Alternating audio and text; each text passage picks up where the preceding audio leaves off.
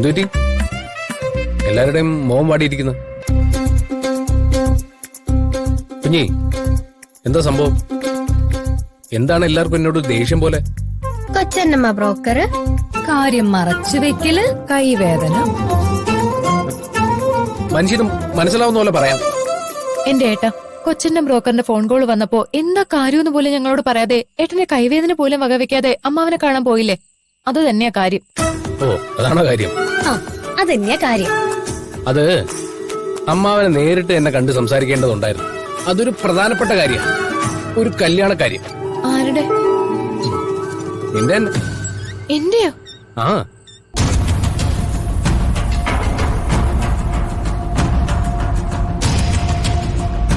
എനിക്കിപ്പോ കല്യാണം വേണ്ട ഏട്ടാ. എന്റെ രത്നേച്ചി, ഇവിടെ ആദ്യം ഏട്ടന്റെ കല്യാണേ നടക്കൂ. അങ്ങനെയല്ലേ അന്ന് ജോത്സ്യൻ ജാതകം നോക്കി പറഞ്ഞത്? ആ ജോത്സ്യന്റെ പ്രവചനം ഞാൻ തൽക്കാലത്തേക്ക് അങ്ങ് മറക്കാൻ പോവാ.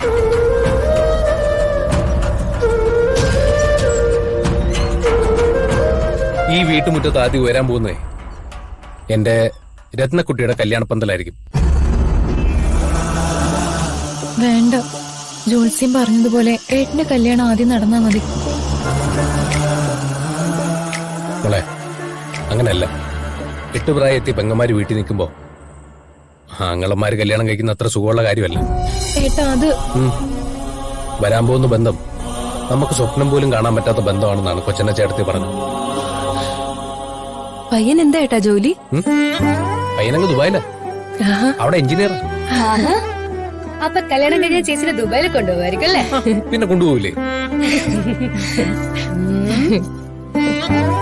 ചേച്ചി, ചേച്ചി പോയിട്ട് വരുമ്പോ എനിക്കൊരു പെട്ടി ഗൾഫ് മിഠായി കൊണ്ടുവരണേ.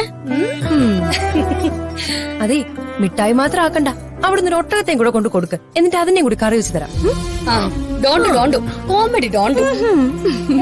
എന്താ കളിയാകുന്നു നോക്കേട്ടാ. ചേച്ചി അങ്ങനെ ഒരാൾ വന്ന് നിങ്ങൾക്ക് എല്ലാവർക്കും മുട്ടായി കിട്ടുമല്ലോ. ഇതെന്താ കുഴപ്പം? നീ ആണോ ഇവിടെ വഴക്കുണ്ടാക്കുന്നത്? ഒന്നും ചെയ്യുന്നില്ല ചേച്ചിയാ. അടി ഉണ്ടാക്കരുത്. നാളെ ആ പയ്യൻ നാട്ടിലെത്തും. നിന്നെ കാണാൻ അവര് വരുന്നുണ്ടാവും. കണ്ടിഷ്ടമായ എത്രയും പെട്ടെന്ന് കല്യാണം നടത്തണം. അറിയാലോ, മോളുടെ കല്യാണം ഏട്ടന്റെ വലിയ സ്വപ്നം. ഇക്കാര്യം പറയാനാണോ ഏട്ടൻ അമ്മാവനെ കാണാൻ പോയത്? അതെ, അമ്മാവന്റെ അഭിപ്രായം കൂടെ അറിയണമല്ലോ. ആദ്യം എന്റെ അഭിപ്രായമല്ലേ ഏട്ടാ അറിയേണ്ടത്?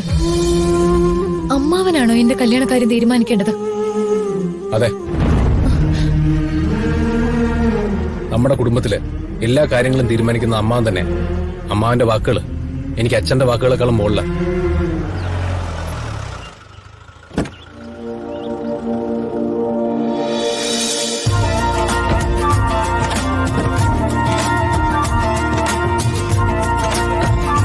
രത്നച്ചി,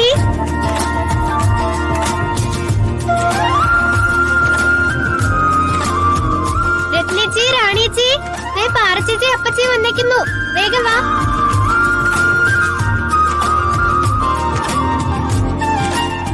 പാറച്ചേച്ചി, അപ്പച്ചി അവരൊക്കെ എവിടെ? അവരെല്ലാരും അകത്തല്ലേ. ആഹാ, പാറു, അപ്പച്ചി വാ, അകത്തേക്ക് വാ. വാ, നടക്കാം. ആഹാ,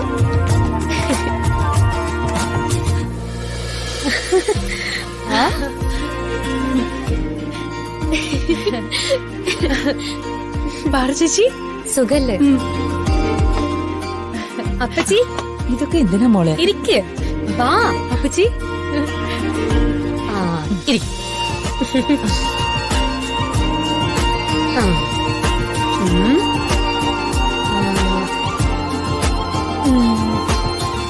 പാറു ചേച്ചി, സിറ്റ്, ഇവിടെ സിറ്റ്.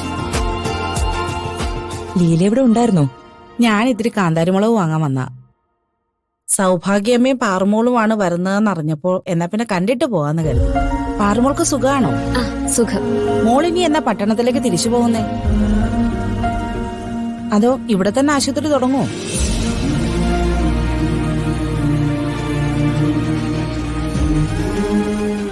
അതെല്ലാം അവളുടെ അച്ഛനാ തീരുമാനിക്കുന്നേ. പപ്പേട്ടൻ വിചാരിച്ച മോൾക്ക് വേണ്ടിയിട്ട് ഒരു മെഡിക്കൽ കോളേജ് ആശുപത്രി ഒക്കെ തുടങ്ങാലോ.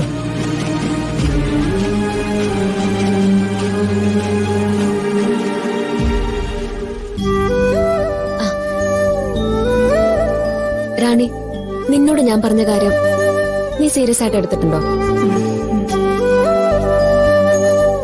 +2 വീണ്ടും എഴുതിയെടുക്കുന്ന കാര്യല്ലേ? ഇനി എത്ര എഴുതിയാലും അവള് കരയായിരുന്നു എനിക്ക് തോന്നുന്നില്ല.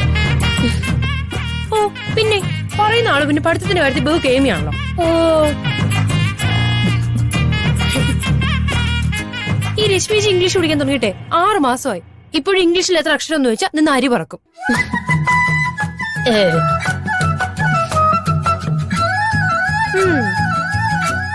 റാണി, നീ ഒന്ന് ഉത്സാഹിച്ച നിനക്ക് വീണ്ടും +2 എഴുതിയെടുക്കാൻ പറ്റും.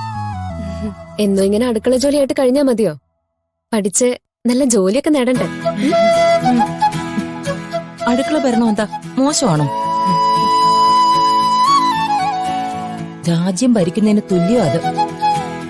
അടുക്കള ഭരിക്കാൻ ഒരു സ്ത്രീ ഇല്ലെങ്കിൽ എന്താവും ആ വീട്ടിലെ അവസ്ഥ? അയ്യോ എന്റെ അമ്മേ, സ്ത്രീകൾ അടുക്കളയും ഭരിച്ച് അവിടെ ഒതുങ്ങിക്കൂടേണ്ടവരല്ല.